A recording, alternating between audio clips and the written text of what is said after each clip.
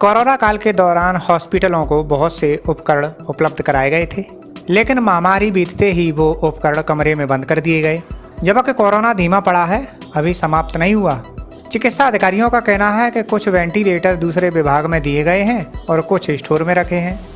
आवश्यकता पड़ने पर इनको फिर से निकाल लिया जाएगा। आजमगढ़ में कोरोना काल में चक्रपानपुर के कोरोना सेंटर में 109 वेंटिलेटर आए थे, जिसमें बनाए गए वार्ड में 25 बच्चों के लिए तो ये वेंटिलेटर रहे। वर्तमान समय में एक वेंटिलेटर बच्चों के वार्ड में मौजूद है, जबकि और वेंटिलेटर एक स्टोर में बंद हैं। बताया ये जा रहा है कि उपकरण बहुत से महंगे हैं, इनका रखरखाव करना आसान नहीं है, इसलिए उनको सुरक्षित रखने के लिए कमरे में बंद कर दिया गया है। जब इसकी आवश्यकता पड़ेगी तो इनको फिर से निकाल लिया जाएगा।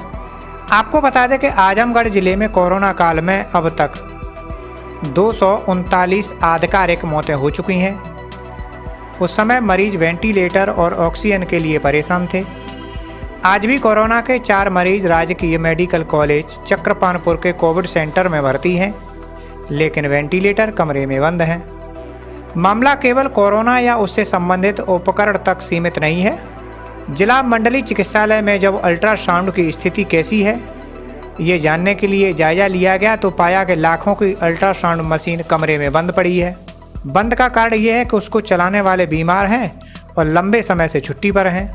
यहाँ पिछले महीने से रेडियोलॉजिस्ट जो पोस्टेड हैं उनकी तबीयत ख़राब है और मेडिकल लीव पे चल रहे हैं, और रूटीन में हम लोग मेडिको लीगल केसेस वगैरह के लिए एडी साहब से बात किए, लखनऊ में भी इंफॉर्मेशन दिया गया, तो ये डिसाइड हुआ कि बनारस में मंडलीय चिकित्सालय में भेज करके सारी जांच करवा लिया जाए जी। तो वहाँ इस समय किया जा रहा है मरीजों के लिए ये किया जा रहा है। कब से चल रहा है? ये जुलाई से 26-27 जुलाई से।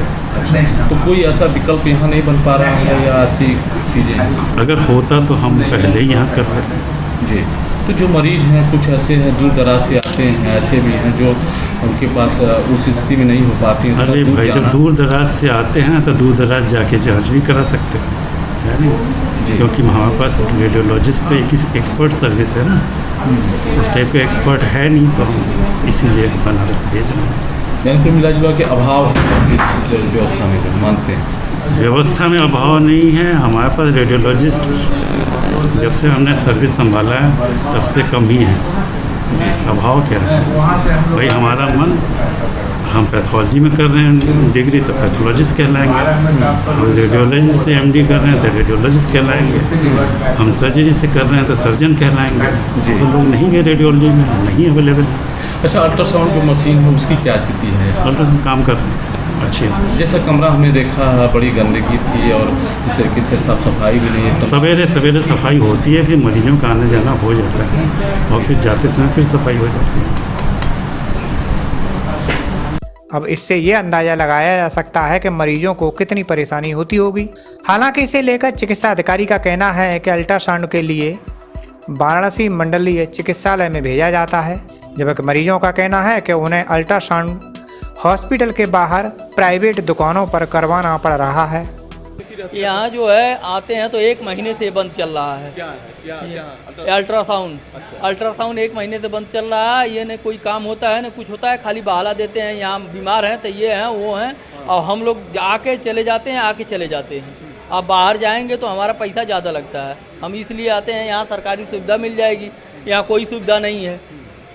क्या कहते हैं अगर अल्ट्रासाउंड नहीं अल्ट्रासाउंड कहते हैं कि वो बीमार चल रहे हैं, ये है वो है। तो कहाँ आप लोगों को भेजा जाता है? भेजा जाता है बाहर भेजते हैं कि और जो बाहर जाके जांच कराओ, यहाँ कोई जांचा नहीं होती है। तो यहाँ के अधिकारी कहते हैं बनारस भेजा जाता है। बनारस, हाँ, बनारस जाने के लिए बनारस जाओ या और कहीं जाओ, गोरखपुर जाओ, इलाहाबाद जाओ।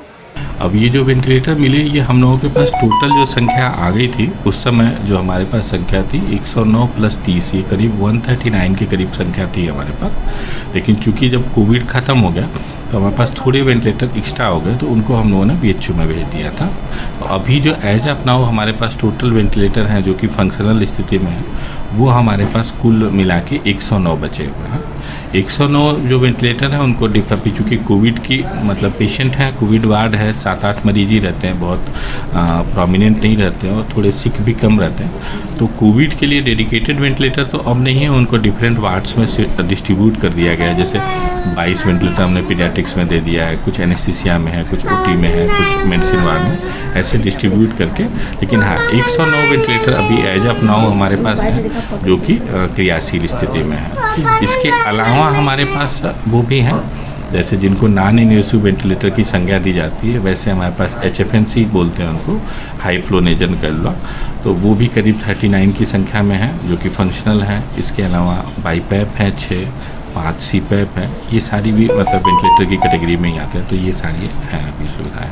अभी हमने देखा है जो बच्चों के वेंटिलेटर की चीज़ें हैं वो एक कमरे में रखी गई हैं, जी क्रियाशील है। तो क्या एक्चुअली जैसे पेशेंट लोड ज़्यादा है और चूँकि पेशेंट ये थोड़ा लोकल एरिया है तो इक्विपमेंट महंगे होते हैं, उनको सुरक्षा की दृष्टि से रखा जाता है, आवश्यकता पड़ने पर निकाला जाता है, बट उनकी रेगुलर EMC CMC होती रहती है और क्रियाशील बनाए रखा जाता है। इन केस अगर किसी बच्चे को आवश्यकता होती है या बड़ों में भी कभी आवश्यकता होती है तो इनका प्रयोग किया जाता है। अच्छा, ये वेंटिलेटर जो है एक तरीके का एक टिपिकल एक तकनीकी चीज़ है, उसको किस तरीके से ट्रेनिंग है या कितने लोग कैसे ऑपरेट करते हैं? देखिए, यहाँ जो भी डॉक्टर्स हैं कोविड के टाइम में डॉक्टर्स को, नर्स को, कुछ वार्ड बॉय को हम लोगों ने वेंटिलेटर के लिए ट्रेंड किया था। वार्ड बॉय तो बेसिकली वेंटिलेटर के रख रखाव के लिए ट्रेंड है, तो वो आज भी काम कर रहे हैं।